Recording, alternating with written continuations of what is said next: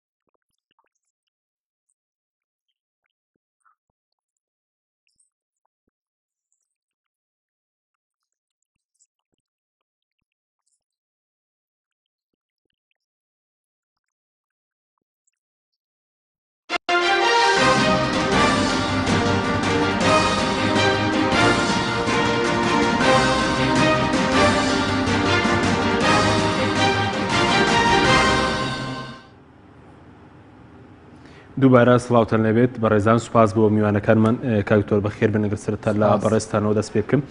سەرنجی بەڕێز لەسەر کۆبوونەوەی چوارقۆڵی ئەمڕۆ کە لە شاری سلێمانی بەڕێوە چوو سەرنجتان تا چەندێک ئەم جۆرە لە کۆبوونەوە نتوانن باردۆخێرێن بەرەو باش بوون بەرن. بەڵێ سوپاس سڵاو لە بینێران و لە هەردوو هاوڕێ خۆشەویستم نەجیبە خانم و کاک خەڵاف لە ڕاستیە کۆبوونەوەکە زۆر درەنگە و ئەم چوارلایەنە وایە زۆر زووتر کۆبوونایەتەوە کۆبوونەوەی بەردەوام و توانم بڵێم دەوریشان هەبوایە چونکە ئەم چوارلایەنە سنگ قورساییەکی گەوریان هەیە لە هەرێمی کوردستانە و جگە لەوەشی ئەمانە بەیەکەوە لە پرۆژەیەکە هاوبەش بوون کە پێش سێ حوزەیران بە تایبەتی لە مەسەلەی پرسی سەرۆکایەتی و گۆڕینی نظامی حکومڕانی لە سەرۆکایەتی و یان نیمچە سەرۆکایەتی ئێستەوە بۆ پەرلەمانی و ئەوەش کە لە ڕاستیە کرۆشی قەیرانەکان و کێشەکانی هەرێمی کوردستانە یعنی بە بڕوای من کێشەی سەرۆکایەتی هەرێم و بەناشەرعیمانەوەی بارزانی لەو پۆستە ئەمە گرێشوێری کێشەکانە بۆ ئەم کۆبوونانە ئەسڵەن هەر زۆر تاخیر بووە و لە ڕاستیە لەگەڵەوەشی کە تاخیر بووە جا ئەو باڵەکەی لەگەڵ لەسەر هەزلایەنەکە ئەوە باش هەموو چوارلایەنە بێکسان ئەو باڵەکەن لەسەر شار نەخێر بێگومان بە پێ و مەعلوماتانی کە ئێمە هەستی پێەکەین و یعنی بەدوای چوونەکەین بە دڵنیایی هەموو وەکوێکوان نییە بێگومان لە ناو ئەم لایەنانە تایەتی کە جیاوازتر بیرەکاتەوە و دیاریشە چ لە خطابی عەلامیە چ لە خطابی خەڵکەکەیە چ لە خطابی پەرلەمانتارەکانیە چ لە خطابی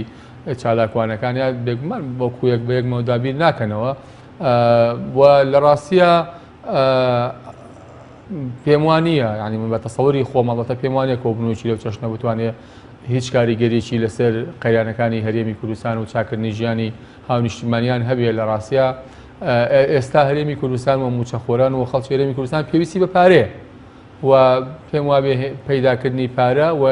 دەرخستنی پارەی شاراوە کە لای گروپێکی دیاریکراوە لە لای کۆمەڵێک بازرگانی سیاسیە لە ڕاستیە باوەڕ ناکەم بە کۆبوونەوەیکی لەم شێوەیە ئەگەر ڕێزما بۆ کۆبوونەوەکە و من تەمە ناکەم بەردەوامیش بن بە کۆبوونەوەی لەم شێوەیە پارەکان دەرخرێت و بخێتە خزمەتی خەڵکی کوردستانەوە بەڵکو پێویستی بە فشاری جدیتر و باشتر و باشە دەکرێت و چوارلایەنە فشارێکی جدیتر بنوێنن چیان پێ دەکرێت کەنیان کردووە لە ڕاستیە ئەو چوارلایەنە شتی زۆر گەوریان پێکرێت یەکێتی نیشتیمانی کوردستان ئەم ڕۆژێگری ڕێز و زەرای هەیە 5 وەزیری هەیە مەسەلا یەکگرتووی ئیسلامی وەزیری هەیە کۆمەڵی ئیسلامی وەزیری هەیە زوتنەوەی گۆڕان دیارە وەزیرەکانی دەرکراون و دوورخراونەوە لە ئیشوکارەکانی بۆیە ئەو لایەنانەی تریان کە لاوە ئەنجومەنی وەزیرانیان نەتوانن زەخت خەنە سەر سەرۆکی ئەنجومەنی وەزیران ئەگەر حکوومەت ماوە لە ڕاستیە چکە پێ ناچێت حکوومەتیش بۆ فۆرمەی خۆی کە حکوومەتی ئەوەی کە کابینەی هەشتەم و هەروەها مامانای حکوومەتداریش لە دنیادا مابێ بۆیە توان لە ناو ئەنجومەنی وەزیران زەختکەن و فشارکەن و ئەمانە پێدادەی فشارەکەی ئێستا چوار حیزب بە کۆبوونەوە لە دەرەوەی حکوومەت یان لە ناو حکوومەت فشارکەن بەڵێ بێن ناو حکوومەتا بیکەن و ئەسڵ و شوێنی ئیشکردنەکەش ناو ئەنجومەنی وەزیرانە و ئەبێت یعنی بۆ خەڵکی هەرێمی کوردستانی ڕوونکەنەوە ئەو کاتێک کە بڕیاریاندا لەسەرەوەی کە سیستەمی بیدعی پاشەکەوت کە هیچ بنەمایەکی یاسایی نییە لە مانگی شوباتی 2016 بە بڕیاری 64 پەیڕەویان کرد لە هەر خۆی لەو حەوخاڵیە و کاتە لە خاڵی پێنجەمیان ئەڵەیە لە هەچ کاتێ ئەڵێ مانگانە بە شێوەیەکی دەوری واتە بە شێوەی مانگانە پێویستە بەم سیستەما چاو بخشێنێتەوە لەگەڵ بوونی داهاتە ئەو کاتە 23 دلار بوو ئێستا 48 دلار و نزیکەی 50 دلارە بە معدل لە 4-5 مانگی ڕابردووە بە تێکرا لە 46 دلار بووە و مەسلەی باج و ڕسومات و ئەوانە چەند قات لەسەر خەڵکی هەرێمی کوردستان زیاد کراوە داهاتی ناوخۆ هەیە نەوتی تانکەریش هەیە کەواتە بە هەموو پێوانەکان پارەی ئێستایی هەرێمی کوردستان بەراورد بە سەرەتای داهێنانی سیستەمی بیدعی پاشەکەوت زۆر زیادی کردووە ئەی کەواتە خێرە ناتوانن پابەت بن بۆ بەڵێنی خۆیانەوە کە وتیان هەستی ڕۆژارێ ئەم ڕوبع موچەیە لە کاتی خۆیان دەین کەواتە ئەبێ لە ئەسڵ وایە لە ڕاستیان لەوێ شەڕەکە بکرێ بەڵام دەبێ ئەم لایەنانە لە نوێنەرەکانی خۆیان بپرسنەوە لە ناو ئەنجومەنی وەزیرانە یعنی حیزبی سیاسی بۆیە حیزبە لە ڕاستیە وەسیلەیە بێ بۆ خزمەتکردنی خەڵک لە هەرێمی کوردستانە کە زۆر خراپە حیزب خەریکە ئەبێ بە ئامانج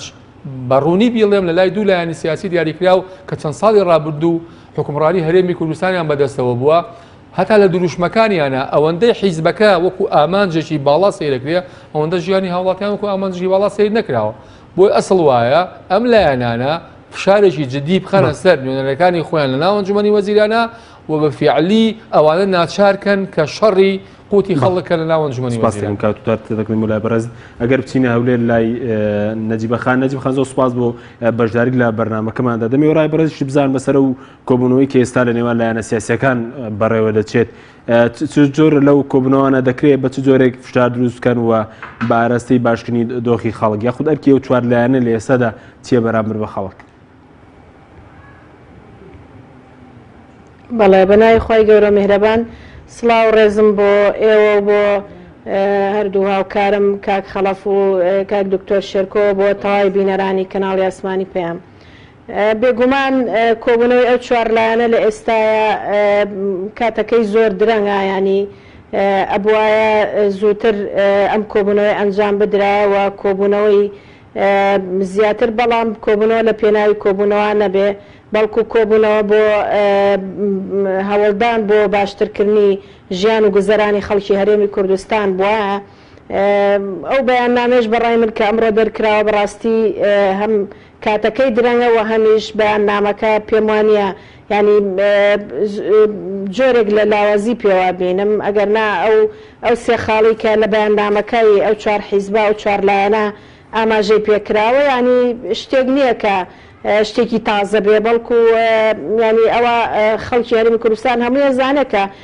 حکوومەت بەرپرسە لە چاکردنی ژیان و گوزەرانی خەڵکی هەرێمی کوردستان یعنی ئەبووە بەیاننامەکە بەڕای من تونتر بووایە و زیاتر جەختی لەسەر چارەسەرکردنی کێشەکان کرداتەوە چێ بەرپرسیارە و چێ ئەتوانێت لە ئێستاە هەوڵەکان چڕ بکرێتەوە بۆ ئەوەی کە بارودۆخ و ژیان و گوزەرانی خەڵکی هەرێمی کوردستان باش بکرێ بە تایبەتی لە ئێستا کە ئێمە ینی ئەبیستین لە ڕاگەیاندنەکانە و لە تۆڕە کۆمەڵایەتیەکانە کە هاوڵاتیان ینی ناڕزایەتەکانیان گەیشتوتە ئەو پەڕی ینی هەموو سنوورێکی تێپەڕانەوە خۆڕاگری و ئارامگری لە لای خەڵکی هەرێمی کوردستان نەماوە و دەنگۆی ئەوە هەیە کە خۆپیشاندان ئەکرێەوە ناڕزایەتەکان ئەهێنرێتە سەر شەقام ینی لە ئێستا ئەبوایە ئەو چوارلایەنە بە جۆرێکی تر کاریان لەسەر ئەو ناڕزایەتی خەڵک بکردایە و بە ئاراستی ئەوەی کە پشتیوانی زیاتر لەو ناڕزایەتیانە بکەن و ینی بە جۆرێک بێکە ئەو ناڕزایەتیانە ینی لە بەرژەوەندی خەڵکی هەرێمی کوردستان سوودی لێ ببینرێت و سوودێکی هەبێ بەو شێوە بە شێوەی جارانی پێشوو نەبێت کە بەداخۆیان ئێمە ئەزمموی ناخۆشمان هەیە لەگەڵ خۆپشاندانەکان لە حەڤەی شوبات و خۆپشاندانەکانی ترکە خوێنی تیا ڕژاوە و خەڵک تیا شەهید بووە و قوربانی زۆری دراوە بەڵام هیچ دەرەنجامێکیشی نەبووە. هیوادارین ئەم ناڕزایەتیانی ئەم جارەکە ئەگەر بگاتە ئەوەی کە هاوڵاتیان بێنە سەر شەقام بە شێوازێکی مەدەنیانە بێەوە بە جۆرێک بێکە ئەم لایەنە ئەم چوارلایەنە زۆر باشە نەجیبی لێ بکەن ینی نەکەنها بە بەیان نامەیەک. بەڵێ دەکرایانی بەرەزت بە بڕای تۆ دەبووە چی تێدا بووە و بەیاننامە و کاک دکتۆری ژاماژەی پێک ڕەنگە هەڵوێستی یەر چوارلایەنەکە جیاواز بێ ڕەنگە بەرپرسیارەتەکان جیاواز بێ ڕەنگە پەیوەندی بەوە باز دەبووە چی تری تێدا بووە ئەم بەیاننامەیە پێشگیریکردنی داواکە مەسەر ناڕزایەتەکانی خەڵکی تێدایە باشکردنی موچەی تێدایە چی دیکەی تێدا بووە مەسەر لەو بەیاننامەیە بۆی بەیاننامەیەکی بێز بووە و فشاری وایە لەسەر دەسەڵات. وەکو ئاماژەم پێکریانی لە ئێستا بەیاننامە پێم وانە ینی کاریگەریکی ئەو تۆی هەبێ لەبەرەوەی خەڵک بۆ خۆی ینی بڕیاری ئەوەی داوە کە بێتە سەر شەقام و ناڕزایەتەکانی بهێنێتە دەرەوە لە ڕاگەیانەکان و لە ماڵەکانە بەڵکو ئەم چوارلایەنە ئەیانتوانی لە ڕابردووە ڕۆڵ و کاریگەری زیاتریان هەبێ با ڕاستەکردنی باشکردنی ژیانی خەڵکی هەرێمی کوردستان ینی بەڕاستی جێگەی ئەوەیە کە ئێمە بیانی سەرسام بین بە هەڵوێستی ئەو لایەنانە کە لە ڕابردووە چۆن ئەوەیان قوبول کردووە هەروەکو کاک دکتۆر شێرکۆ ئاماژەی پێیانی ئەم وەزیرەکانی ئەم لایەنانە لە حکوومەتان ئێمە دڵنیاین کە بە تایبەتی ئەگەر من وەکو کۆمەڵی ئیسلامی قسە بکەم و یاخود وەزیری تریشەیە کە بە ئەو پەڕی خەمخۆری دڵسۆزیەوە بە ئەرکی خۆی هەستاوە بەڵام تەنها لە چوارچێوەی وەزارەتەکەی خۆیان یعنی نەیتوانیوە کاریگەری هەبێ لەسەر سیاسەتی گشتی حکوومەتی هەرێمی کوردستان و ئەو بڕیارانەی کە لە ئەنجومەنی وەزیران دەرچووە ئەبوایە لەویا کاریگەریان هەبوایەوە نەیان هێشتا بارودۆخەکە بە ئێستا بگە چکە لە ئێستاە پێم وانە کاریگەریەکی ئەو تۆی هەبێ ئەم کۆبوونەوانە یاخود ئەو بەیان نامانە بۆ نمونە لە کاتێکا کۆمەڵێ بڕیاری چاکسازی درا لە ئەنجومەنی وەزیران یعنی من نازانم ئەو وەزیرانە چ ڕۆڵێکیان هەبوو لەوەی کە کاتێک ئەو بڕیارانە دەرچوو چەندی لە بەرژەوەندی خەڵکی هەرێمی کوردستان جێبەجێکرا بەداخەوە یعنی ئەو بڕیارانی کە جێبەجێکرا تەنها ئەوانە بوون کە ئەرکی سەرشانی هاوڵاتیانیان قورستر کردووە ئەگەر نا کۆمەڵێت بڕیاری چاکسازی درا کە ئەگەر جێبەجێ بکرایە سوودی بۆ بەرژەوەندی کشتێ و بەڵام جێبەجێ نەکراوە و ئەم وەزیرانش ینی هەڵوێستێکیان نەبووە لە ناو ئەنجومەنی وەزیرانە لەبەرەوە لەوێ ئەیانتوانی ڕۆڵی زیاتر بگێڕن و بە ئاراستەیەکی باشتر لە بەرژەوەندی خەڵک ممارەسەی کارەکانی خۆیان بکردن. بەڵێ سپاس دەکەن دواتر گەڕێنەوە لای بەڕێزت ئەگەر بچین لای کاک خەڵەف زۆر سپاس بۆ بەشداری بەڕێزیشتان بەڕێزتان هاوڕن لەسەرەوەی کە مەسەلەن لایەنە سیاسیەکان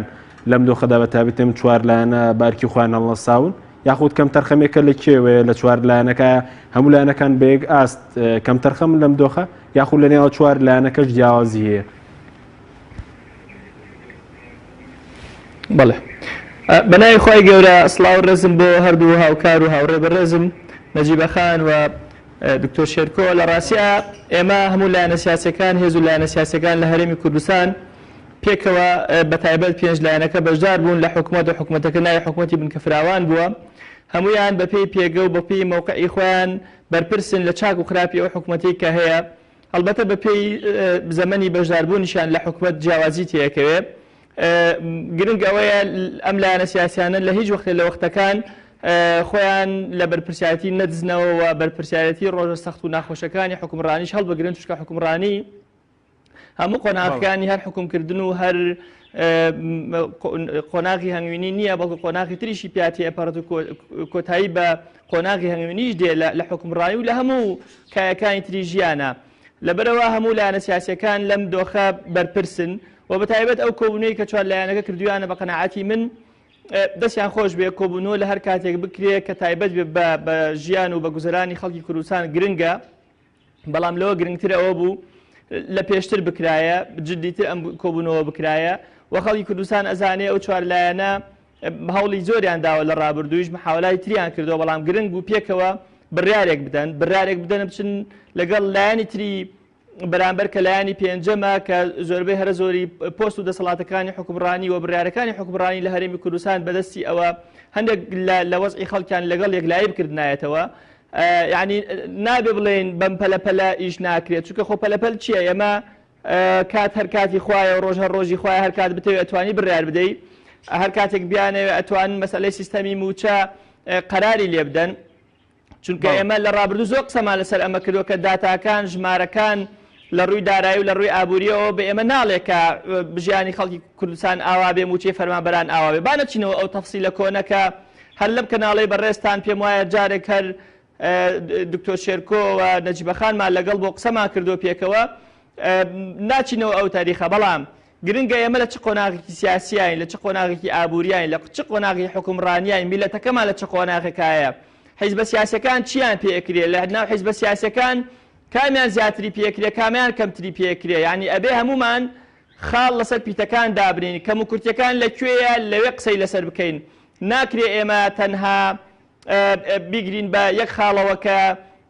حیزب پیرۆز بکەین و من تاکیدی ئەوە کەمەوە حیزب ئەبێ وەسیلە بێ بۆ ئامانج نابێ خۆی ئامانج بێ و ئەوەش ڕەتەکەمەوە کە یەکێتی نیشتیمانی کوردستان یەک لەحزە لە لەحزەی تەمەنی خۆی بە ئامانج زانی بێ بە پێچەوانەوە ئەوەی یەکێتی نیشتیمانی کوردستان لە سەرەتای دروستبوونیەوە تاکو ئێسا بە قۆناغی سەختی بەرزبوونەوە دابەزینی شاتێ پەڕیوەوە خۆتان زانن یەکێتی لە 50 هەرێمی کوردستانەوە ئێستا لە 111 کورسی 18 کورسی یەکێتی نیشتیمانی کوردستانە ئەگەر ئامانج لە لای یەکێتی حیزب بواە ئێمەش ئەماتوانین لە قۆناغێکی ترابووینایە ئێستا لەبەرەوە هیچ کات یەکێتی ئامانج نییە بەڵکو وەسیلەیە و ئێمە ئامادەین بەپێی دەنگدەرانی خەڵکی کوردستان بەپێی ئەو ئەرکەی کە ئەکرێتە ئەستۆمان ئەرک لە ئەستۆ بگرین و هەوڵی خۆمان بدەین لە حکومڕانی و نامانێت بە زۆر خۆمان بسەپێنین کە ئەماوە گەیەنێکێتی ئامانج نییە بەڵکو هۆکارێکە بۆ گەیشتن بە ئامانج جا لەبەرەوە دۆخی ئێستای هەرێمی کوردستان دۆخێکی تەواو حەساسە بەڵێ زۆر باشە بەس نەجیبەخان و کاکدکتۆریش باسییان لە ڕۆڵی بۆ نمونە وەزیرەکانی چوارلایەنەکە کرد لە ناو حکومەت بۆ نمونە جێگیری سەرۆکی حکومەت لە یەکێتی نیشتیمانی کوردستانە ڕۆژێک لە ڕۆژان ئەویش بە فەرمی داوای لە حکومەت کردووە کە کۆتایی بە و مەسەرەن نەهاماتیە بێنێ کە موچەخۆران ڕوبەڕووی بوونەوە کە بەڕێزت پێشتریش چەند جارێک ئاماژت بەوە کردووە کە داهات هێرێم زۆر لەوە زیاترە ینی ئەگەر لە دەستێکی شەفاف دابێت ئێمە داهاتی بۆ مەسەلەی موچە ئێمە هەر پێنج لایەنەکە لە حکومەت بەشدار بووین لەو سەروبەندەی کە بزوتنەوەی گۆڕایش لە حکومەت دوور نەخرابەوە ئەم کێشە و مشکلانە هەر هەبووە ڕاستە قەراری پاشەکەوتی موچە نەدراوە بەڵام بۆ نمونە ئێمە باسی دارایی و بژێوی خەڵکەین وەزیری دارایی لای بزوتنەوەی گۆڕان بۆ وەک نمونە باسی یەکەم ئەو کات ئەوانیش بەعاناتی ئەویان هەبوو مشکلەی ئەویان هەبوو کە کێشەی گەورە لەناو حکومڕانی هەیە ئێستا کۆمەڵی ئیسلامی یەکگرتووی ئیسلامیش لە حکومەت بەشدارن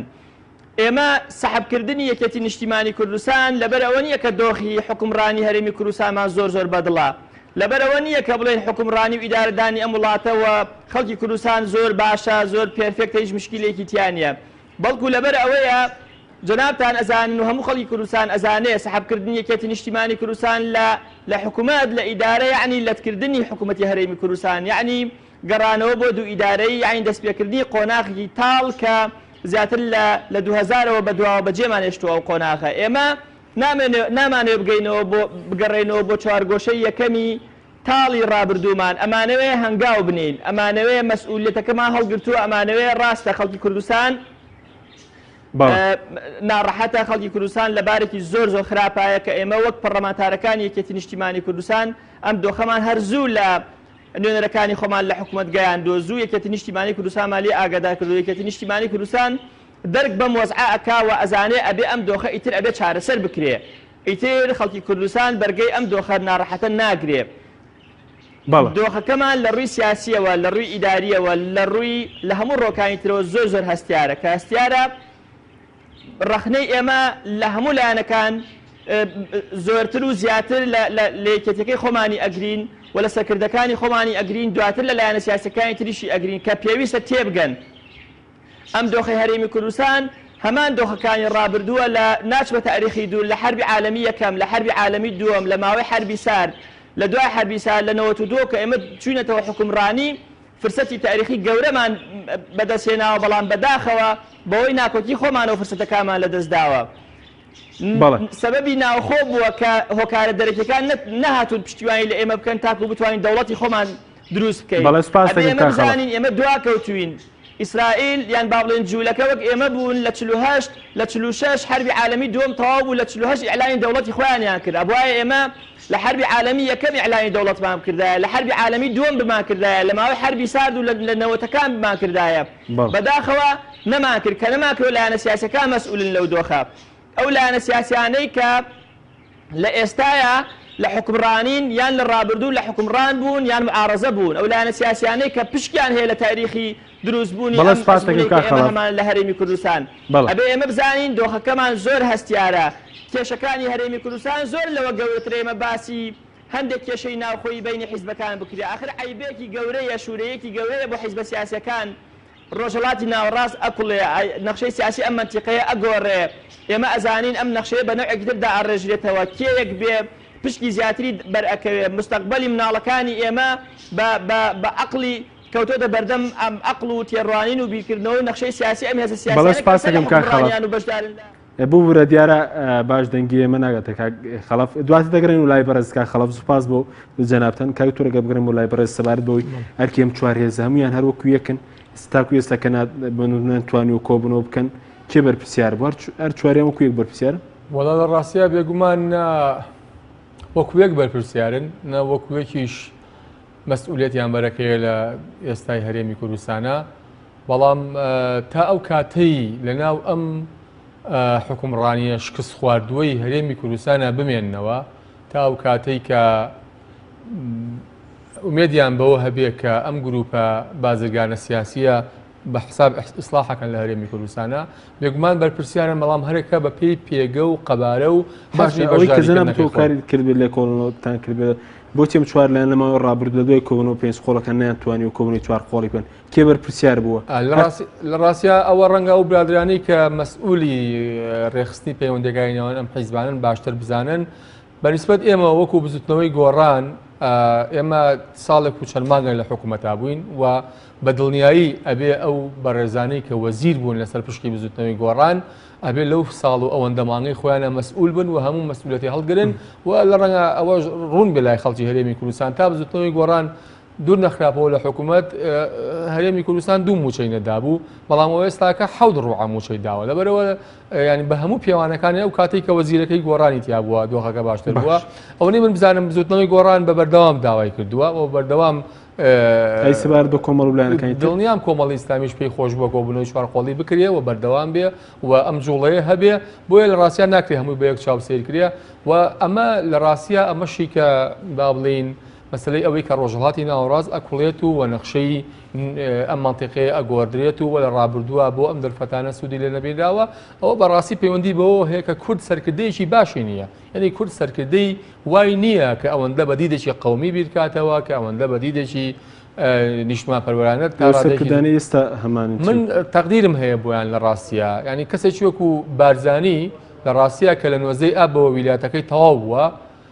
ئەگەر ئەو بەفیعلی لە خەمی ئەوایە کە هەرێمی کوردستان بەرەو دەوڵەتداری بڕوە، ئەگەر ئەو بەفیعلی لە خەمی ئەوەدایە کە هەرێمی کوردستان لەم بە حساب داڕشتنەوە نەخشەنوێی ئێستای هەرێمی ڕۆژهەڵاتی ناوەڕاستە بە ئامانجی لە مێژینەی خۆی بگا دەبێت ئەو لە هەموو کە زیاتر تەنازولکە و دەستی چارەسەرکردنی کێشەکان بۆ هەموو لایەنەکانی تێ درێژکە و ئەو وەکوتم پۆستەکەی ئەو گرێشوێرەی مەسەلەکانە. بۆیە ئەگەر ئەمە وەکو نموزەجێک وەرگین و ئەوانە لە ڕاستیە ئەمە بەڵاکە بەشێکی زۆری پەیوەندی بەم جۆرە تێڕواین و بەم جۆرە لە سەرکردەوە هەیە لە هەرێمی کوردستانە و بەشێکی زۆریشی من دیسان تاچی دەکەمەوە پەیوەندی بەوە هەیە بەشێک لەو حیزبانە سەرکردانە بەڵام بۆ میلەتە بە دڵنیایی ئەگەر بێت و چ سەرکردە چ حیزب چ هەچ تەوەجوهێکی تر و هەتا ڕێکخراوێکیش لە هەرێمی کوردستانە لە هەر شوێنێکە نەتوانێ خزمەتگوزارێکی باش بێ بۆ میلەتەکەی خۆی بۆ خەڵکەکەی خۆی بەڵکو ڕۆژ بە ڕۆژ قەیران و دەردەسەری و وە کێشە بۆ میلەتەکەی خۆی بەرهەم بێنێ لە ڕاستیە ئەمە هەرە بێ بە بەڵا بێ بە چی یعنی تۆ بێنە لە بەرچاوی خۆت کێ ئەم دۆخی هەرێمی کوردستانی بەرهەمهێناوە. ینی من تێناگەم ئێستا 25 ساڵی ڕابردوو کێن ئەوانەی کە حکومڕانی هەرێمی کوردستانیان کردووە. باشە ئەمەیان بەرهەمهێناوە. نیانەتوانی باشتر بەرهەم بێنن، نیانەتوانی شەفافیەتیان هەبێ، نیانەتوانین داهاتی کوردستان لە خزمەتی خەڵکی کوردستان سەرف بکەن، نیانەتوانین دەخیلەی حیزب و حکومەت لە یەکجاکەنەوە، نیانەتوانین لە بری کۆمپانیای حیزبی لە بری کەرتی تایبەتی حیزبی کەرتی تایبەتی فعلی دروستکەن، نیانەتوانین لە بری ئابوووریەکی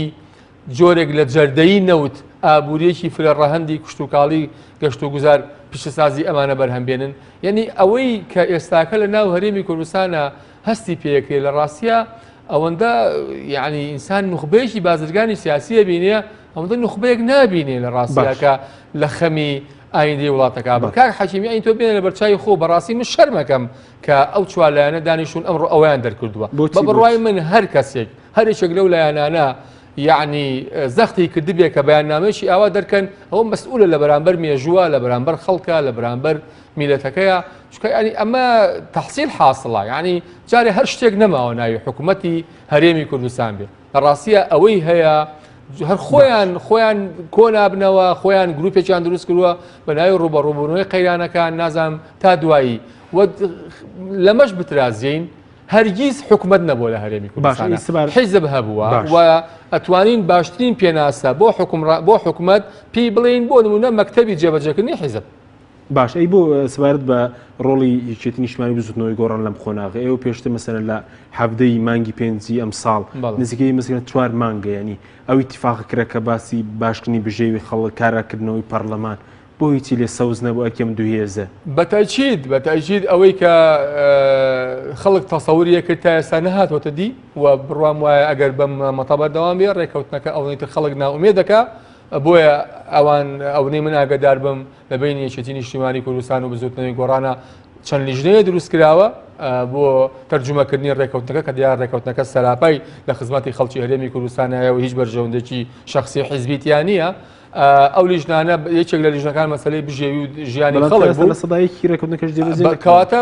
ئەو سەرکردایەتی هاوبەشەی کە مەسئولن لە تەرجمەکردنی ئەو ڕێکەوتنە و قیادەی دیسان بەگشتی یەکێتی نیشتیمانی کوردستان و باڵەکانی یەکێتی و هەروەها ئەو گروپەی کە سەرکردایەتی بزوتنەوەی گۆڕانەکەن بە دڵنیایی مەسئولن لە تەرجمەکردنی ئەو ڕێکەوتنە و بە بڕوای من ئەگەر بێت و ئەم ڕێکەوتنە هەر ئەوە بێنێتەوە ئەوە ینی خەڵک ئەو نێتر ناومێت. سوپاس دەکەم بەڵە بینەرانی بەڕێز ناوبڕێکی کورت وەردەگرین دواتر دەگرینەوە لای میوانەکانمان لەگەڵمان بمێننەوە.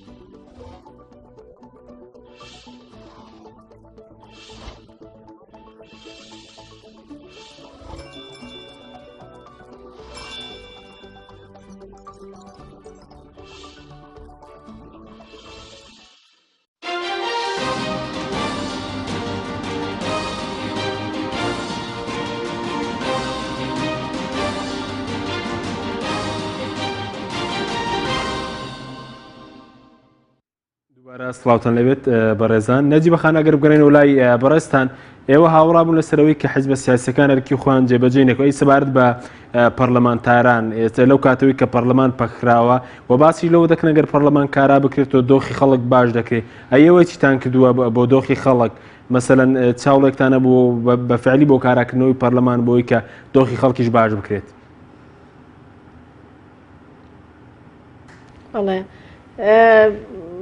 بەداخەوە ینی ئێمە لە هەرێمێکا ژین بەڕاستی کە پەرلەمان و پەرلەمانتار ڕۆڵێکی لاوەکی هەیە نەک ڕۆڵێکی سەرەکی کە بە پێچوانی هەموو دنیاوە لە پەرلەمانەکانی هەموو دنیا بەڕاستی پەرلەمانەکە نەخشەی سیاسی و ئابووری و تەنانەت سەربازی و هەموو بوارەکانی تری وڵاتدا ئەنێوە لەوێەوە بڕیار دەرەچێوە دەسەڵاتی جێبەجێکردن تەنها جێبەجێکردنی بڕیارەکان و یاساکانی پەرلەمانە بەڵام لە هەرێمی کوردستان بەداخەوە ینی پەرلەمان ڕۆڵێکی زۆر لاوەکی هەیە بەڵکو حیزبەکانن کە دەسەڵاتدارن و پەرلەمانێکیانەوێ ئەو حیزبانی کە دەسەڵاتیانەوە لە ماوەی 25 ساڵی ڕابردووشە هەر بەو شێوەیە بۆ پەرلەمانێکیان ویستۆ کە خۆیان چیان پێ باش بێ و ویستی چ بابەتێکیانە بێت شتێکیانە بێ تەنها پەرلەمان بۆیان بەریەکی یاسایی بک بە بەریا بۆیان و لە بەرژەوەندی ئەوان یاساکان و بڕیارەکان دەرچێ بۆیە ئەم خولی چوارەمی پەرلەمانی کوردستان ئێمە بەداخەوە هەر لە سەرەتایی دەست بەکاربوونی خولەکەوە ئێمە بربەست و کێشەی زۆرمان هاتە بەردەم هەر بۆ نمونە لە سەرەتاوە لەبەر ڕێنەکەوتنی لایەنە سیاسیەکان و ململانەی حیزبی پەرلەمان نەیتوانی ماوەی 6 مانگ سەرۆکایەتی هەڵبژێرێ و دەست بەکار و ئەرکەکانی خۆی بکات لە دوای ئەو ماوە زۆرش کە پەرلەمان دەست بەکار بوو ینی جێی دڵخۆشی بوو کە ئەم خولەی پەرلەمان دەستی بۆ کۆمەڵێ پرس و بابەتی گرنگ و چارەنووساز بکە لە خولەکانی ترا کاری بۆ نەکرابوو و بەڵام بەڕاستی ئەمە وەکووتمان بە ویستی حیزبە سیاسیەکان و بە تایبەتی ئەتوانم بڵم پارتی دیموکراتی کوردستان نەبوو کارەکانی ئەم خولەی پەرلەمان بۆیە ئەبینین کە بارودۆخی پەرلەمان لە ئێستا بەو دەردا گەیشتووە کە هەمومان هاوڵاتیانیش ئەزانن بارودۆخی پەرلەمان لە چه ئاستێکە لەبەرەوە بەداخەوە ینی نەدروست بوون و هاتنە ئارای ئەو کێشانە دەستی پەرلەمانتار و پەرلەمانی تێدا بوو ڕاستە بەهۆی یەکێک لە پرۆژە یاساکانەوە پەرلەمان پەکی کەوت و بارودۆخە کە زیاتر ئاڵۆز بوو بەڵام بەڕاستی ینی پەرلەمان ئەرکی یاسایی خۆی جێبەجێ کرد بۆیە ینی هیچ نەتاوانێکی یاسایی کردو و نەتاوانێکی ینی ئەرکێکی ئاسایی و یاسایی خۆی جێبەجێ کرد بۆیە بەو شێوەی لێ کرد بەڵام لە ئێستا ینی کە پەرلەمان پێکی کەوتەوە پەرلەمانتارەکان ئەتوانم بڵێم پەرتەوازە ینی هەر یەکە لە شوێنێک نەکۆبوونەوە ئەکرێ نەکۆبوونەوەی لیژنەکان هەیە بەداخەوە کە نەپەرلەمانتاران لە شوێنێک یەکتری ئەبینن کۆ ئەبنەوە پەرلەمانتار لە ئێستا ئەتوانم بڵێم لە بارودۆخێکی زۆر ناخۆشتایە یعنی هەست بە بەرپرسیارەتی ئەەکەین کە لە سەرشانمانە هەستەکەین کە ئێمە ئەرکێکمان لە سەرشانە بەرامبەر بە هاوڵاتیان ئێمە نوێنەری ڕاستەقینەی خەڵکین ئێمە هاوڵاتیان دەنگی بە ئێمە داوە تا بەرگری و داکۆچی لە مافەکانی ئەوان بکەین بەڵام بەداخەوە کە نەمانتوانی وەکو پێویست کە من وەکو خۆم لێرەوە ئەوەندەی کە بەرخۆمەکەوێ ینی خۆم بە شەرمەزار زانم و داوای لێبوردن لە هاوڵاتیانەکەم هەرچەنە بە هیچ شێوەیەک دەستی پەرلەمانتاری تیانە زۆر باشە تاوانێک لە لای پەرلەمانتارەوە نەبووکە و بارودۆخە هاتووە بەڵام لە ئێستاە ئێمە وەکو ئەرکێک کە بەهەز بە بەرپرسیارەتی بکەین بۆ نمونە کۆتاشت ئەوە بوو کە ئێمە بانگەوازێکمان ڕاگەیاندووە ژمارەیەکی زۆر لە ئەندامانی پەرلەمان بە تایبەتی یعنی هی خولی پێشوو ئەم خولەش هەرچەنە بەڕای من ئەوانەی کە لەم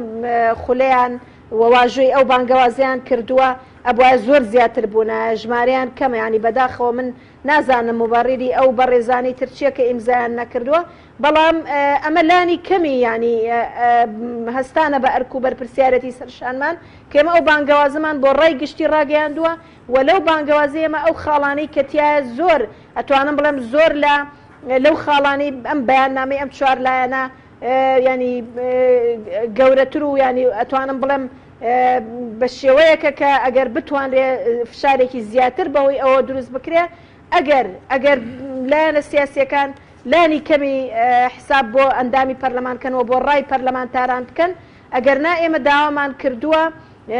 ئەو داواکاریانە کە جێبەجێ نەکرێت بەڕاستی ئێمە پشتیوانی لە ناڕزایەتەکانی خەڵکەکەین بێگومان ئەو داواکاری ئێمە بۆ ئەوەیە کە بەدەم کێشە و معاناتی هاوڵاتیانەوە بێ ینی حکوومەتێک کە نەتوانێت ینی ئاساییترین مافی هاوڵاتی کە موچەکەیەتی بەرامبەر بە ئەرکێک ئەرکەکە جێبەجێەکە بەڵام ڕبعێکی موچەکەیەتی وش لە کاتی خۆیان بەڵە زۆر سپاس ئەگەر حکوومەت نەتوانێت حکوومەتێک نەتوانێت موچە بدە ئەوە بەڕاستی ئەبێ هەڵوەشێنرێتەوە حکوومەتە ئەمە یەکێک لە خاڵەکانی ئێمەیە کە ئەمە بێت چوارلایەنەکە زیاتر ڕۆڵیان هەبێت لەما چونکە ئەوان وەزیریان هەیە لە ئێستاە و ئێمە باڵگەوازەکەمان زیاتر بۆ ئەو چوارلایەنەوە بۆ ڕای گشتیەوە بۆ لایەنە سیاسیەکانە ئەگەر نا سەرۆکایەتی پەرلەمان داوامان کردوکە کۆبوونەوەیەکی پەرلەمان ڕێک بخات لە هەر شوێنێکی ئەم کوردستانە بێ باشە زۆر باشە دواتر دەگەڕین وڵات نەجیبەخان سوپاس دەکەین کا خەڵە بگەر بگەڕێنەوە لای بەڕێز سەبارەت بە مامەڵی ئەم چوارهێزە لەگەڵ ناڕەزایەتەکانی خەڵک دەبێت چ جۆر مامەڵەیە بکەن لەگەڵ ناڕەزایەتەکانی خەڵک کە بەیانی خۆپیشاندانی مامۆستایانەیە و 27 مانگش باز لە خۆپیشاندانی سەرتاسەری دەکرێت دەبێت چۆن مامەڵە بکرێت بەڵێ بێگومان مامەڵەکردنی هەم حکوومەت هەم دەستگاکانی ئاسایش و پۆلیسی چالاکی مەدەنیەکان و هەم لایەنە سیاسیەکان پێویستە مامەڵەیەک بێ کە ئەمانە هاوڵاتی ئەم هەرێمەن و ژیان و گوزەرانیان خراپە و موچەکانیان پێ نادرێ و حکوومەتی هەرێمی کوردستان و لایەنی پەیوەندیدار لە حکوومەت بەرامبەر بە مافی هاوڵاتیان و فەرمانبەرانی هەرێمی کوردستان بە ئەرکی خۆی هەڵنەساوە بۆیە هەر جۆرە خۆپیشاندانێک لە چوارچێوەی خۆپیشاندانی مەدەنی پێویستە هەموو لایەکمان پشتیوانی لێ بکەین و مامەڵەی هێز و لایەنە سیاسیەکانی هەرێمی کوردستان و بەتایبەت حکوومەتی هەرێمی کوردستان مامەڵەیەکی دروست بێ و شیاو بێ بە هاوڵاتیانی هەرێمی کوردستان و هەموو ڕوبەڕووبوونەوەیەکیان پێویستە لە ڕێگەی پۆلیسی چالاکیە مەدەنیەکان و لە ڕێگەی ئوسوڵی و قانونی خۆیەوە بێ بە پێچەوانەوە هەر توندوتیژیەک بەرامبەر بە خۆپیشاندەران لە هەرێمی کوردستان ئێمە ڕەتی ئەەکەینەوە و ئێمە بە پێی سەلاحەتی خۆمان کە لە پەرلەمان هەمانە ڕوبەڕووی ئەبینەوە. بەڵێ ئەی سەبارەت بەڵێ خۆپیشاندان ئەگەر لایەنێکی سیاسی دیاریکرا و بێوێ پشتیوانی بکە یا ڕەتی بکاتەوە لە پێناوی بەرژەوەندی گشتی و لە پێناوی بەرژەوەندی کۆمەڵانی خەڵکی کوردستان نابێ و ئیتر نابێ ئێمە هیچ جۆرە خۆپیشاندانێک و هیچ جۆرە هەنگاوی تری سیاسیمان لە دەرەوەی حکومڕانی بووین وەکو معارەزە لە ڕابردوو هەبووە و ئێستەی کە هەمومان بەشدار بووین لە حکوومەتە پێویستە لە پێناو دابینکردنی ئایندەیەکی مسۆگەر بێ بۆ کۆمەڵانی خەڵکی کوردستان. ئیتر ئێمە لە پەرلەمان بووین هەردوو هاوڕێ بەڕێزم باش ئەزانن لە سەرەتاوە ئێمە بەهۆی ئەوەی کە تا ئینتیخابات هێشتا بەری نەدابووین کەوتینە ناو مزایداتێکی زۆر زۆرەوە یعنی هەموو هێز و لایەنە سیاسیەکان کەسمان نابێ خۆمان لەوە بەریکەین کە مزایداتی سیاسی زۆر زۆر کرا. ئیتر مزایداتی سیاسی بەسە ئیتر قسەکردنی و بریقەدار بۆ کۆمەڵانی خەڵکی کوردستان بەسە ئیتر کۆبوونەوە لە پێناوی کۆبوونەوە بەسە ئیتر سەرێشاندنی خەڵک بەم بابەتە سیاسیانەی کە ئەنتاژێکی نییە بە کۆمەڵانی خەڵکی کوردستان بەسە چونکە خەڵک مشکلەی نییە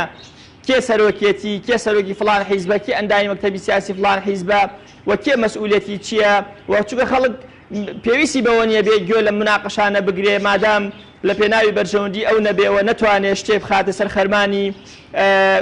کۆمەڵانی خەڵکی کوردستان و شتێکیان بۆ بکات. لەبەرەوە ئەبێ هەموو هەوڵێکمان و هەموو نیەتێکمان لە پێناو بەرژەوەندی خەڵکی کوردستان و لە پێناو هاوڵاتیانی هەرێمی کوردستان نابێ ئێمە با نەگەڕێنەوە بۆ ڕابردوو بڵێن چی کراوە و چی نەکراوە زۆر باشکار خەڵک نەبووە ئەبێ قسە لەسەر ئەوە بکەین ئێستا چی بکەین ئێستا دۆخی هاوڵاتیانی هەرێمی کوردستان خراپە ئەبێ قسە لەسەر ئەوە بکەین بۆ ئایندە چی بکەین بۆ ئایندە دۆخی هاوڵاتیانی هەرێمی کوردستان خراپتر ئەبێ. لەبەرەوە ئەگەر باسی باش ئەوە بکەین چ قۆناغێکی حکومڕانی باش بووە هەموو خەڵکی کوردستان ئەزانێت باشترین خزمەت بە کۆمەڵانی خەڵکی کوردستان کرابێ لە ساڵی 2005 بۆ 2013 بووە کەیتر دیارە ئەو 2005 بۆ 2013 کێ لە حکومڕانیا بووە. بەڵێ سەرڕای هەموو کەم و کورتیەکان کە هەبووە چونکە ئێمە ئەگەر چاکەیە کرابێ لەو 8 ساڵی کە من باسم کرد هەمووی ناگەڕێتەوە بۆ یەکێتی نیشتیمانی کوردستان و پارتی دیموکراتی کوردستان ئەوەی کە بەشدار بۆ لە پرۆسەی سیاسی ئەو ئیجابیاتانەی بەرەکەوێ و ئەگەر خراپەیەکیش کرابێ بەڵێ زۆر باش کاک خەڵات بەشدار بۆ لە پرۆسەی سیاسی لە هەرێمی کوردستان چاک و خراپی ئەو ئەزمونەی حکومڕانی ئەمەی بەرەکەوێ چونکە بەڵێ زۆر باش کاک خەڵات زۆر دوور نەکەوینەوە پڕێتی لە معانات لە کارەسات لە شەو نخوونی لە فرمێز ڕشت بەڵێ زۆر باش کاک خەڵەف کاتمان کەم ماوە بەڕێزت باست لەوە کە خۆپیشاندانی مەدەنیانە بگرێت سەبارەت بەوەی کە لەو مایە کۆمەڵک لە چالاکی خۆپیشاندانەکان دەستگیر کراون مەسەلەن دەسەڵاتی سنووری پارێزگەی ڕفێنراون لە سنووری پارێزگای سلێمانی بەڕێز هەڵوێست چێ لەو بارە پێ دوایە کارێکی نایاساییە ئیش بکات پێکەوە بتوانین دۆخی سیاسی هەرێمی کوردستان و دارایی هەرێمی کوردستان چاک بکەین. بەڵێ زۆر بە کورتی کاتمان کەم ماوە دوو پرسیار بۆ بەڕێز سەبارەت بە ڕای بەڕێز سەبارەت بەوەی کە بەڕێز وتت خۆپیشاندانی مەدەنی دەبێت هەموو ویلایەک پشتگیری بکات بەڵام سەبارەت بەو چالاکانی خۆپیشاندەران کە ڕفێنراون لە سنووری سلێمانی و دەستگیر کراون ڕای بەڕێزت چییە؟ ئەمە کارێکی نایاسایی نییە؟ زۆر بە کورتی بێسپاس دەکەین. من لە پرسیارەکەت بەگشتی تێ نەگەشتم یعنی لە هەموو پرسیارەکەت بەڵام خۆپیشاندان مافی ڕەوای کۆمەڵانی خەڵکی کوردستانە ئێمە وەک فراکسیۆن یەکێتی لە پەرلەمانی کوردستان پشتیوانی داواڕەوەکانی خەڵکی کوردستانین و لەگەڵ هەموو داواکاریەکین بۆ خۆپیشاندان لەگەڵ هەموو ئیمزا و واژۆیەکین بۆ بەرژەوەندی خەڵکی کوردستان ئەو واژۆیانەی کە لە ڕابردوو کراوە ئەگەر پرسیارەکەت ئەوە بوو بێ ئەو واژۆیانە ئەگەر بۆ دانیشتنی پەرلەمانە پێویستی بەوە نییە چین و توێژەکانی تر یا پەرلەمانتارانی خولی پێشووی لەگەڵ بێ ئەگەر بۆ فشار دروستکردنە حەقی خۆیەتی و ئەبوایە کەمپینی گەورەتری بۆ بکرایە لە بری 80 یان 90 ئیمزا بە هەزارانی واژۆ کۆبکرایەتەوە بۆ فشار دروستکردن لەسەر هەمووی هێزە سیاسیەکان پێکەوە و لەسەر حکوومەتی هەرێمی کوردستان بۆ چاکردنی دۆخی هەرێمی کوردستان و ئێستا ئێمەوە لە محاولەی تراین ژمارەی پەرلەمانتاری تر پێکەوە ئەمانە دیسان واژۆ کۆ بکەینەوە بۆ ئەنجامدانی کۆبوونەوەی پەرلەمانی کوردستان یعنی ڕاستە سەرۆکی پەرلەمانی کوردستان ڕێگەی نەدراوە بچێتەوە هەولێر بۆ کۆبوونەوە بەڵام ئەبێ بەردەوام بێ ئەبێ هەمومان بەردەوام بین ئەبێ هەمومان فشار دروست بکەین پەرلەمانی کوردستان لە قۆناغی یەکەم کۆ ببێتەوە و ئینشاءڵڵا لە قۆناغەکانی تر بتوانین پێکەوە جدی بین لەسەر چارەسەرکردنی قەیرانە سیاسیەکان و قەیرانە ئابوووریەکانی حکوومەتی هەرێمی کوردستان. زۆر کاک خەڵاف زۆر سوپاس دیار دەنگی من باش نەگەشتە کاک خەڵاف بەس سەبارەت بەو ناڕزایەتێک کێ دەبێت چۆن مامەڵەیەەکە زۆر بە کورتی سەبارەت بەو ڕووفاندانش کە هەیە. بەڵێ وەڵای لە ڕاستیا بەس گرنگە دوو جملەش بڵێم ئێمە نە لە ڕابردووە مزایدەمان کردووە نە لە ئێستا مزایداکەینەوە قسەی باق و بریق و دروشت میشەکەین نە قوتوکەی شەقامیشە دەین ئەوەی کە یەکێتی و پارتی لە چەند ساڵی ڕابردووە بەرامێناوە ئەمەیە ڕاستیە واگەر یەکێتی نیشتیمانی کوردستان هەر لایەنێکی تر نایەوێت شەریک بێ لەم مۆدێلە شکست خواردەوەی حکومڕانیە ئەبێ بە فیعلی هەڵوێستێکی ڕاشکاوانتری هەبێ واگەر شەریک نەخێر ئەمە ترسێکە وەهمێکە خراوەتە مێشکی خەڵکی کوردستانەوە وەرن با یارەکە با گریمان یارەکە سفرکرێتەوە با سەر لە نوێ هەڵبژاردنەکی نوێ لە هەرێمی کوردستان بەنسبەت ئەوەشەوە و من هیچ بڕوایەکشم بەوە نییە ئەوانەی کە ئێستا لە حکومڕانی هەرێمی کوردستانان بتوانن ئیسلاحکەن و بتوانن ژیانی خەڵک چاکەن و بتوانن پایەکانی دەوڵتێکی مۆدێرن بەرهەم بێن سەبارەت بە مەسەلەی ناڕەزایەتی مافێکی ڕەوای خەڵکی هەرێمی کوردستانە و ئەو گروپە بازرگانە سیاسی کە ئێستا لە حکومڕانیان ئەبێت دەستبەرداری بەرژەوەندە شخصیەکان و حیزبەکانی خۆیان بن و واز لە سراعاتی شخصی و حیزبی خۆیان بێن و لە پێناوی خەڵکی کوردستانە کارکەن و لە ڕاستیە فراندنی هەر کەسێک لە دەرەوەی یاسا کارێکی زۆر خراپە و نایاساییە و ئەبێ ئیدارەی سلێمانی و دەستگا پەیوەندیدارەکان و دەستگا ئەمنیەکانی سلێمانی بە تایبەتی ئەرچیانەوەیە سەر و سامان و سەلامەتی هاوڵاتیان پارێزن و ڕێگە نەدەن بە هیچ جۆرێک ئەمانە دووبارە بێتەوە و تەنها شتیشم ئەوەیە ئەبێ پارتی دیموکراتی کوردستانی جواز لەمە بێنێ ئیتر هەر پێی وا بێت دوو کەس هاتە سەر شەقام داوای مافی ڕەوای خۆی بکە ئەوە لایەنێکی سیاسی و دەستی لە پشتە و ناکرێت هیچ سیناریوەیەکیش هەر لە ئێستاوە حازر کرابێ بۆ خۆپیشاندانەکان و بۆ ناڕەزایەتەکان. نەجیب خان کاتمان زۆر کەمەوە سەبارەت بە دەقیقیش بۆ بەڕێزتان ئەگەر لە ئێستادا واژۆکان کۆکرابنەوە بۆ کۆبوونەوەیکی پەرلەمانی کوردستانی وەکو فراکسیۆنی کۆمەڵ سەرجەم ئەندامەکانتان ئامادەن بەشداری کرا بکەن؟ بەڵێ بێگومان ئەوەی کە لە ڕابردووە واژۆمان کرد ئێمە لە 6 ئەندامی پەرلەمان 4مان واژۆمان کردووە بەڵام ئەوە ئێمە ینی حەزەکەم لێرە ئەوە بڵێم کە ئێمەکو کۆمەڵی ئیسلامی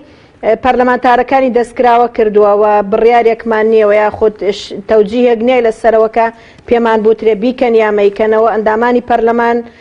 بۆ خۆیان سەرپشکن ئەیکەنیان نا هەر کەسە و ئەکەوێتەوە سەر ڕای خۆی و شخصی خۆی کە واژوەیەکیان نا بەڵام بە شێوەیەکی گشتی ئێمە وەکو فراکسیۆنی کۆمەڵی ئیسلامی هەر شتێک لە بەرژەوەندی خەڵکی هەرێمی کوردستانە بێوە لە بەرژەوەندی چاکردنی ئەو بارودۆخەیە بێوە باشترکردنی بار و گوزەرانی هاوڵاتیانی هەرێمی کوردستانە بێگومان ئێمە درێخی ناکەین و واژوەیەکەین و داواکەین لە هەر شوێنێکی ئەم کوردستانە کۆبوونەوەی پەرلەمان ئاساییە لە هەر شوێنێک بێ با کۆبوونەوەی پەرلەمان بکرێ بۆ ئەوەی لانی کەم پەرلەمان دەست بەکار بێتەوە ئەو کاتە قسە لەسەر چارەسەرکردنی کێشەکانی تر بکرێت چونکە لە ئێستا بەڕاستی خەریکە شیرازەی هەموو شتەکان تێکەچی هەموو دام و دەستگاکان ئەبێ هەموو لایەک هاوکار بن بۆ ئەوەی کە چیتر ئەو بارودۆخە لەوە زیاتر تەحمل ناکرێ و بەردەوام نەبێ ئەو بارودۆخە و بەرەو چارەسەرکردن بڕوات. بەڵێ سپاس دەکەین کاک خەڵەفبانی خولەکیش بۆ بەڕێستان بێت سەبار بۆی ئایا سەرجەم فراکسیۆنی کێتی بەشداری لە کۆبوونەوەیکی پەرلەمان دەکات لە دەرەوەی هەولێر؟ ئێمە لە ڕۆژی پێنجشەمە بوو پێم وایە لەگەڵ ژمارەیەک پەرلەمانتاری تر یاداشتێکمان نووسیوە بۆ سەرۆکایەتی پەرلەمانی کوردستان داوامان لێ کردوون کە کۆبوونەوەی پەرلەمانی کوردستان بڕیاری لەسەر بدەن. ئێستا لە هەڵمەتەکەیش تا بەردەوامین ئەمانەوێت زۆرترین واژۆی بۆ کۆ بکرێتەوە و پەرلەمانتارانی فراکسیۆنەکانی تریش داوایان کردووە ئێمە هەرچی لە مەسلحەتی خەڵکی کوردستان بێ لە ناو هەولێر بێ لە دەرەوەی هەولێر بێ بزانین لە بەرژەوەندی خەڵکی کوردستانە کۆبوونەوەی پەرلەمانی کوردستان بکرێ ئێمە بەشداری ئەەکەین بەڵام تا پێمان بکرێ پێمان باشە لە پایتەختی هەرێمی کوردستان بکرێ چونکە کۆبوونەوەکردن لە دەرەوەی هەولێر لە ئێستاە بە قەنەعەتی ئێمە هەچە نەماوەتۆ لە دەرەوەی هەولێر نایکەین بەڵام بە قەنەعەتی ئێمە فرسمان لەوە هەیە سیراعەکان قوڵتر بکاتەوە کێشەکان گەورەتر بکە ئەگەرنا کۆبوونەوەی پەرلەمانی کوردستان ضرورە پێویستە شەڕی لەسەر بکەین خۆزگە ئێمەی پەرلەمانتار ئەوەندە وەک پەرلەمانتاری حیزبەکانی خۆمان دەرنەخستایە بۆی ئێستا بمانتوانایە بە هەمومان بە پەرلەمانتارانی پارتی یەکێتی گۆڕان یەکگرتوو کۆمەڵ و هەموو لایەنەکان فشارمان لەسەر حیزبەکان هەبوایە خۆمان بچوونایە کۆبوونایەتەوە جا ئەگەر حیزبەکەمان لەگەڵەیە لەگەڵی نییە هیچ مشکلە نەبوو ئەو کاتە بەڵام بەداخەوە مزایداتی سیاسی سراعی سیاسی نابەجێ بینی لایەنە سیاسەکان تأثیرات و کاریگەری لەسەر ئێمەش هەبووە بۆیە ئێستا ئێمە ناتوانین سەنگی مەحک. بەڵێ زۆر سپاس کاک خەڵەف زۆر سپاس کاتمان نەما زۆر سپاس بۆ بەڕێز کاک خەڵەف ئەحمەد پەرلەمانتاری فراکسیۆنی کێتی کە بەڕێزیان لە 3 سادقە و لەگەڵمان بووە زۆر سپاس بۆ دکتۆر شێرکۆ حەمامین پەرلەمانتاری فراکسیۆنی گۆڕان کە لە ستودیۆی سەرەکی لەگەڵمان بوو هەروە زۆر سپاس بۆ نەجیبە لەتیف پەرلەمانتاری فراکسیۆنی کۆمەڵ کە لە هەولێرەوە لەگەڵمان بوو سپاس بۆ وێبینێرانی بەڕێز سپاس بۆ هاوکارانم تا بەرنامێکی تر خواتان.